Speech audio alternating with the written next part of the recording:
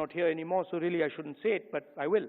And Arun Jaitley ji was sent to me to threaten me, fighting us on the farm laws. We will have to act against you. I looked at him and said, I don't think you know who you're talking to. I don't think you have an idea who you're talking to. ಕೇಳಿದ್ರಲ್ಲ, ಲೋಕಸಭೆ ವಿರೋಧ ಪಕ್ಷದ ನಾಯಕ ರಾಹುಲ್ ಗಾಂಧಿರವರ ಮಾತುಗಳನ್ನು. ಕೃಷಿ ಕಾಯ್ದೆಗಳ ವಿರುದ್ಧ ಪ್ರತಿಭಟನೆ ನಡೆಸದಂತೆ ನನಗೆ ಅರುಣ್ ಜೇಟ್ಲಿ ಬಂದು ಬೆದರಿಕೆ ಹಾಕಿದ್ದರು ಎನ್ನುವ ಈ ಹೇಳಿಕೆ ರಾಷ್ಟ್ರ ರಾಜಕಾರಣದಲ್ಲಿ ಸಂಚಲನವನ್ನ ಸೃಷ್ಟಿಸಿದೆ. ರಾಹುಲ್ ಗಾಂಧಿ ಅವರ ಆರೋಪಕ್ಕೆ ಅರುಣ್ ಜೇಟ್ಲಿ ಅವರ ಪುತ್ರ ರೋಹನ್ ಜೇಟ್ಲಿ ಮತ್ತು ಬಿಜೆಪಿ ತೀಕ್ಷ್ಣವಾಗಿ ಪ್ರತಿಕ್ರಿಯಿಸಿವೆ. ಇಲ್ಲಿ ಗಮನಿಸಬೇಕಾದ ಒಂದು ಸಣ್ಣ ಅಂಶ ಅಂದ್ರೆ, ಅರುಣ್ ಜೇಟ್ಲಿರವರು 2019ರಲ್ಲಿ ನಿಧನ ಹೊಂದಿದ್ದಾರೆ. ಆದರೆ ಕೃಷಿ ಕಾನೂನುಗಳನ್ನ ಕೇಂದ್ರ ಪರಿಚಯಿಸಿದ್ದು, ಅದರ ವಿರುದ್ಧ ಪ್ರತಿಭಟನೆಯೆಲ್ಲ ನಡೆದಿದ್ದು 2020ರ ಬಳಿಕ. ಆದರೆ ರಾಹುಲ್ ಗಾಂಧಿರವರು ಭೂಸ್ವಾಧೀನ ಕಾಯ್ದೆಯ ಬಗ್ಗೆ ಮಾತನಾಡಿದ್ದಾರೆ, ಬಾಯಿ ತಪ್ಪಿ ಕೃಷಿ ಕಾಯ್ದೆ ಎಂದು ಹೇಳಿದ್ದಾರೆ ಅಂತ ಕಾಂಗ್ರೆಸ್ ನಾಯಕರು ಹೇಳ್ತಿದ್ದಾರೆ. ಆದರೆ ಬಿಜೆಪಿ ನಾಯಕರು ಮಾತ್ರ ಇದು ಸುಳ್ಳು ಸುದ್ದಿ, ಈ ರೀತಿ ಮಾಡ್ತಿರೋದು ಇದೇ ಮೊದಲಲ್ಲ ಅಂತ ಮುಗಿಬಿದ್ದಿದ್ದಾರೆ. Fighting us on the farm laws, we will have to act against you. I looked at him and said, I don't think you know who you're talking to. I don't think you have an idea who you're talking to. ಹೌದು, ದಿಲ್ಲಿಯಲ್ಲಿ ಆಯೋಜಿಸಿದ್ದ ಕಾಂಗ್ರೆಸ್ನ ವಾರ್ಷಿಕ ಕಾನೂನು ಸಮಾವೇಶವೊಂದರಲ್ಲಿ ಮಾತನಾಡಿದ ರಾಹುಲ್ ಗಾಂಧಿ, ಕೃಷಿ ಕಾಯ್ದೆಗಳ ವಿರುದ್ಧ ನಾನು ಹೋರಾಡುತ್ತಿದ್ದಾಗ ನನಗೆ ಬೆದರಿಕೆ ಹಾಕಲು ಅರುಣ್ ಜೇಟ್ಲಿ ಅವರನ್ನ ಕಳುಹಿಸಲಾಗಿತ್ತು ಎಂದು ನನಗೆ ನೆನಪಿದೆ. ನೀವು ಸರ್ಕಾರದ ವಿರುದ್ಧ ಮತ್ತು ಕೃಷಿ ಕಾಯ್ದೆಗಳ ವಿರುದ್ಧ ಹೋರಾಟ ಮುಂದುವರಿಸಿದರೆ ನಾವು ನಿಮ್ಮ ವಿರುದ್ಧ ಕ್ರಮ ತೆಗೆದುಕೊಳ್ಳಬೇಕಾಗುತ್ತದೆ ಎಂದು ಅವರು ನನ್ನ ಹೆದರಿಸಿದ್ದರು. ಆದರೆ ನಾನು ಅವರನ್ನು ನೋಡಿ, ನೀವು ಯಾರೊಂದಿಗೆ ಮಾತನಾಡುತ್ತಿದ್ದೀರಿ ಎಂಬ ಕಲ್ಪನೆ ನಿಮಗಿಲ್ಲ ಎಂದು ಹೇಳಿ ಕಳಿಸಿದ್ದೆ ಎಂದು ರಾಹುಲ್ ಗಾಂಧಿ ಹೇಳಿದ್ದಾರೆ. ಆದರೆ ಟೈಮ್ ಲೈನ್ ಹೊಂದಾಣಿಕೆ ಸರಿಯಾಗುತ್ತಿಲ್ಲ ಎನ್ನುವುದು ಅವರ ಭಾಷಣದ ಬಳಿಕ ಗೊತ್ತಾಗಿದೆ. ಈ ಭಾಷಣ ಈಗ ಭಾರಿ ವೈರಲ್ ಆಗುತ್ತಿದೆ. I remember when I was fighting the farm laws, and he's not here anymore, so really I shouldn't say it, but I will. And Arun Jaitley ji was sent to me to threaten me. And he said, if you carry on down this path, opposing the government, fighting us on the farm laws, we will have to act against you. I looked at him and said, I don't think you know who you're talking to. I don't think you have an idea who you're talking to.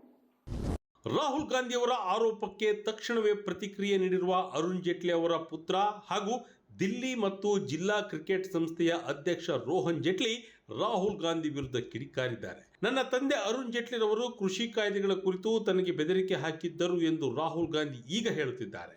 ಅವರಿಗೆ ನಾನು ನೆನಪಿಸಲು ಬಯಸುತ್ತೇನೆ, ನನ್ನ ತಂದೆ 2019ರಲ್ಲಿ ನಿಧನರಾಗಿದ್ದರು. ಕೃಷಿ ಕಾಯ್ದೆಗಳನ್ನು 2020ರಲ್ಲಿ ಜಾರಿಗೆ ತರಲಾಯಿತು. ಇದಕ್ಕಿಂತ ಮುಖ್ಯವಾಗಿ ವಿರೋಧ ಪಕ್ಷದವರ ಅಭಿಪ್ರಾಯಗಳಿಗೆ ಬೆದರಿಕೆ ಹಾಕುವುದು ನನ್ನ ತಂದೆಯ ಸ್ವಭಾವವಾಗಿರಲಿಲ್ಲ. ಅವರು ಪ್ರಜಾಪ್ರಭುತ್ವದ ವಾದಿಯಾಗಿದ್ದರು ಮತ್ತು ಯಾವಾಗಲೂ ಒಮ್ಮತ ಮೂಡಿಸುವಲ್ಲಿ ನಂಬಿಕೆ ಇಟ್ಟಿದ್ದರು. ಇಂತಹ ಪರಿಸ್ಥಿತಿ ಎದುರಾಗಿದ್ದರೆ ಅವರು ಮುಕ್ತ ಚರ್ಚೆಗೆ ಆಹ್ವಾನಿಸಿ ಎಲ್ಲರಿಗೂ ಸ್ವೀಕಾರ ಅರ್ಹವಾದ ಪರಿಹಾರವನ್ನು ಕಂಡುಕೊಳ್ಳುತ್ತಿದ್ದರು. ಅದೇ ಅವರ ವ್ಯಕ್ತಿತ್ವ ಮತ್ತು ಪರಂಪರೆ ಎಂದು ರೋಹನ್ ತಮ್ಮ ಜಾಲತಾಣದಲ್ಲಿ ಬರೆದುಕೊಂಡಿದ್ದಾರೆ. ಅದಲ್ಲದೆ ತೀರಿಕೊಂಡವರ ಬಗ್ಗೆ ಮಾತನಾಡುವಾಗ ರಾಹುಲ್ ಗಾಂಧಿ ಜಾಗರೂಕರಾಗಿರಬೇಕು. ಈ ಹಿಂದೆ ಮನೋಹರ್ ಪರಿಕ್ಕರ್ ಜಿ ಅವರ ಕೊನೆಯ ದಿನಗಳನ್ನ ರಫೇಲ್ ಒಪ್ಪಂದದ ವಿಷಯದಲ್ಲಿ ರಾಜಕೀಯಗೊಳಿಸಿ ಇದೇ ರೀತಿ ಮಾಡಿದ್ದರು. ದಯವಿಟ್ಟು ದಿವಂಗತರು ಶಾಂತಿಯಿಂದ ಇರಲು ಬಿಡಿ ಎಂದು ರೋಹನ್ ಜೇಟ್ಲಿ ಆಗ್ರಹಿಸಿದ್ದಾರೆ. ಇದರ ಬೆನ್ನಲ್ಲೇ ಬಿಜೆಪಿ ಐಟಿ ಸೆಲ್ ಮುಖ್ಯಸ್ಥ ಅಮಿತ್ ಮಾಳವಿಯ ಪ್ರತಿಕ್ರಿಯಿಸಿದ್ದು, ಅರುಣ್ ಜೇಟ್ಲಿರವರು 24 ಆಗಸ್ಟ್ 2019ರಂದು ನಿಧನರಾದರು. ಕೃಷಿ ಕಾಯ್ದೆಗಳ ಕರಡನ್ನು 3 ಜೂನ್ 2020ರಂದು ಕೇಂದ್ರ ಸಚಿವ ಸಂಪುಟದ ಮುಂದೆ ತರಲಾಯಿತು. ಈ ಕಾಯ್ದೆಗಳನ್ನು ಸೆಪ್ಟೆಂಬರ್ 2020ರಲ್ಲಿ ಜಾರಿಗೊಳಿಸಲಾಯಿತು. ಹೀಗಿರುವಾಗ ಅರುಣ್ ಜೇಟ್ಲಿರವರು ರಾಹುಲ್ ಗಾಂಧಿಯನ್ನ ಸಂಪರ್ಕಿಸಿದರು ಎನ್ನುವುದು ಸಂಪೂರ್ಣವಾಗಿ ತಪ್ಪು ಮತ್ತು ದಾರಿ ತಪ್ಪಿಸುವಂತಿದೆ ಎಂದು ಎಕ್ಸ್ನಲ್ಲಿ ಪೋಸ್ಟ್ ಮಾಡಿದ್ದಾರೆ. ಆದರೆ ಈ ಹಿಂದೆ ಭಾರತ್ ಜೋಡೋ ಪಾದಯಾತ್ರೆಯ ನ್ಯಾಯ್ ಸಮಾವೇಶದ ವೇಳೆ ರಾಹುಲ್ ಗಾಂಧಿ 2018ರ ಭೂಸ್ವಾಧೀನ ಕಾಯ್ದೆ ಬಗ್ಗೆ ಮಾತನಾಡುವಾಗ ಆಗ ಕೇಂದ್ರ ಸಚಿವರಾಗಿದ್ದ ಅರುಣ್ ಜೇಟ್ಲಿರವರು ಬಂದು ನನ್ನ ಮೇಲೆ ಕೇಸ್ ಹಾಕ್ತೀವಿ ಎಂದು ಹೇಳಿದ್ದರು. ಅದನ್ನೇ ಈಗಲೂ ಹೇಳ್ತಿದ್ದಾರೆ. ಬಾಯ್ತಪ್ಪಿ ಕೃಷಿ ಕಾಯ್ದೆ ಎಂದಿದ್ದಾರೆ ಎಂದು ಕಾಂಗ್ರೆಸ್ ನಾಯಕರು ಕಾರ್ಯಕರ್ತರು ಹೇಳುತ್ತಿದ್ದಾರೆ. I don't think you have an idea who you're talking to. Because we are Congress people. We're not cowards. We're not going to bend. The British couldn't bend us. The superpower couldn't bend us. Who the hell are you? ಇನ್ನು ಇದೇ ಭಾಷಣದಲ್ಲಿ ಹಲವು ವಿಷಯಗಳ ಪರ ಮಾತನಾಡಿದ ಅವರು ಚುನಾವಣಾ ಆಯೋಗದ ವಿರುದ್ಧ ಹರಿಹಾಯ್ದರು. 2014ರ ಲೋಕಸಭಾ ಚುನಾವಣೆಗೂ ಮುಂಚೆಯೇ ನನಗೆ ಅನುಮಾನವಿತ್ತು. ರಾಜಸ್ಥಾನ, ಗುಜರಾತ್, ಮಧ್ಯಪ್ರದೇಶದಲ್ಲಿ ಕಾಂಗ್ರೆಸ್ಗೆ ಒಂದೇ ಒಂದು ಸೀಟು ಬರದೇ ಇರುವುದು ಅಚ್ಚರಿಗೆ ತಳ್ಳಿತ್ತು. ಆಗ ನಾನು ಅಧ್ಯಯನಕ್ಕೆ ಇಳಿದೆ. ಅಕ್ರಮವಾಗುತ್ತಿರುವುದನ್ನು ಕಂಡುಕೊಂಡೆ. ಆದರೆ ಹೇಳಲು ನನ್ನ ಹತ್ರ ಪ್ರೂಫ್ ಇದ್ದಿಲ್ಲ. ಈಗ ನನ್ನ ಹತ್ರ ಎಲ್ಲ ಪ್ರೂಫ್ ಇದೆ ಎಂದು ಹೇಳಿದ್ದಾರೆ. You know, I've been speaking recently about the election system. I always had a suspicion that there was something wrong. Right from 2014, I had a suspicion that there's something wrong. Something does not add up. In fact, I'll even go further. I had a suspicion in the Gujarat Assembly elections already. Okay? This ability to win sweeping victories. Congress party doesn't get a single seat in Rajasthan, doesn't get a single seat in Madhya Pradesh, doesn't get a single seat in Gujarat. This was surprising to me. And it went on for some time. There was a conversation. But I could never speak because there was no proof.